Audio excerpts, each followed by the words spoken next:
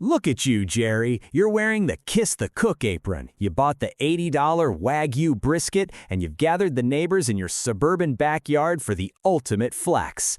But there is no fire, is there, Jerry? Give it a second, Crow. The grill is just downloading a firmware update over the Wi-Fi. It's precision engineering.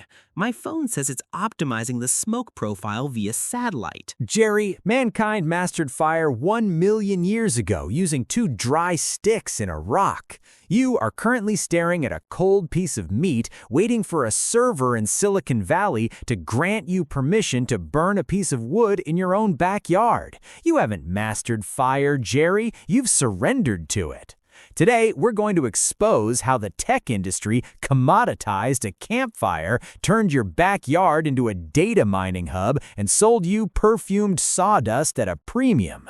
Welcome to the Smart Grill Cartel. There was a time when barbecue was primal. It was the ultimate test of man against nature. You chopped the wood, you built the fire, you earned the smoke. It was cheap, it was dirty, and it belonged entirely to you.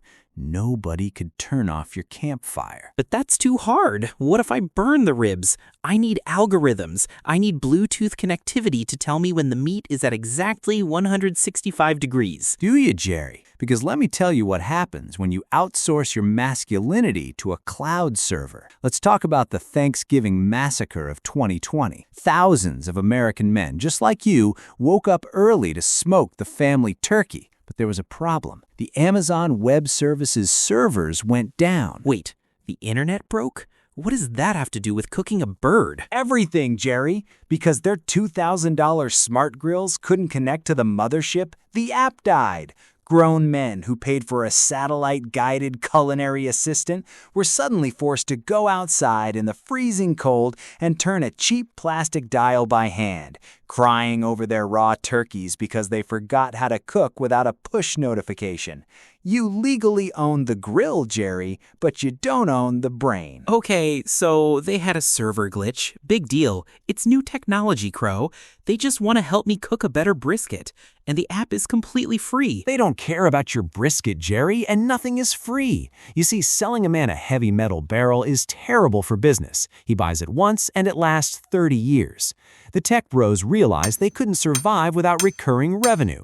They didn't want to sell you a grill, they wanted to sell you a platform. And to do that, they borrowed the greatest copy-paste scam in modern retail, the HP printer ink model. What are you talking about? This is a premium smoker. It uses specialized high-density wood pellets. Read the manual, Jerry. These companies created the illusion that if you dare put unauthorized third-party wood into your expensive smart grill, you'll destroy the machine's delicate auger system and void your warranty. You mean they copyrighted wood? No, Jerry. They did something worse. They bluffed you. Under the Magnuson-Moss Warranty Act, it is actually illegal for them to void your warranty just for using someone else's wood. There is no magical microchip in their pellets, but they put that warning in the manual to create a psychological paywall. They engineered you to be terrified, forcing you to pay triple the price for their specific bags of sawdust out of pure fear. It's a biological subscription service for a campfire. But the recurring revenue on wood was just the appetizer. The real money is the reason your grill has a Wi-Fi motherboard in the first place.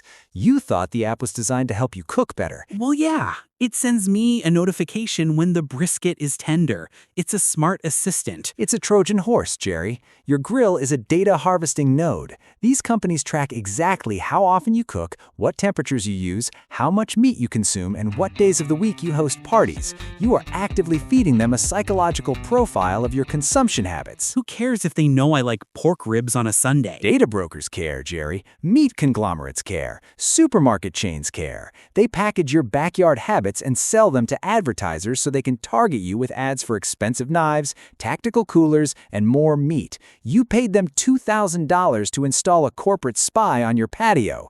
You aren't a pitmaster. You are an unpaid data entry clerk with a spatula. Fine, maybe they track the Wi-Fi, but I gladly pay $25 a bag for their pellets. This is 100% authentic Texas mesquite and applewood. The flavor profile is incredible. It tastes like the American frontier. Oh, sweet, ignorant Jerry. Let me introduce you to the 2019 class action lawsuit against the biggest smart grill company in the world. Consumers realized their premium wood wasn't tasting quite right. The lawsuit revealed the brutal truth. They were taking cheap, abundant filler wood, like alder or oak, and spraying it with flavored soybean oil in a factory. Wait, what? Flavored oil? Yes, Jerry. They settled for $1.5 million in court. You thought you were smoking your meat with the rare, majestic woods of the ancient forests. In reality, you've been paying luxury prices for cheap sawdust sprayed with artificial perfume. You're cooking your $80 brisket over a giant, overpriced scented candle. So, if you're taking notes at home, here is the secret corporate recipe for backyard domination. First, you take an ancient, free resource like fire and slap a motherboard on it so it can crash right in the middle of a holiday dinner. Then, you gaslight the customer into believing that using regular wood is dangerous to the machine. While they're scared, you sell them cheap filler wood sprayed with soybean oil, slap a premium hickory label on the bag, and charge a 500% markup. And the best part? You mine their data while they cook, sell it to the highest bidder, and watch as suburban dads brag to their neighbors about how authentic their barbecue is. That's it. I'm absolutely done. I'm unplugging this thing right now. I'm going back to charcoal. I'm gonna make fire like a real man. No more Wi-Fi, no more scented oils, no more corporate spies. That's cute, Jerry, but look around you. The damage is done. The culture of the backyard has permanently shifted. Men don't want to build fires anymore. They want to push buttons on an app and feel like software engineers. You can go back to charcoal, Jerry, but you'll be the only guy on the block who actually smells like smoke instead of soybean oil.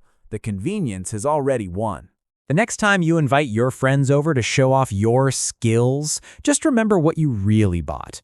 You didn't buy a grill to master the elements. You bought a DRM-locked incinerator that spies on your meat, crashes on Thanksgiving, and traps you in a biological subscription service. And if you think buying their perfumed sawdust is the end of it, Jerry, wake up. The smart kitchen industry is already retroactively charging monthly credit card fees just to keep their old companion apps running. Today, you pay a premium for fake wood. Tomorrow, you'll be paying $9.99 a month just to unlock the ignition button in your own backyard. If you want to see what other basic human rights the system has turned into a premium microtransaction, click right here. Keep one eye open and your fire offline.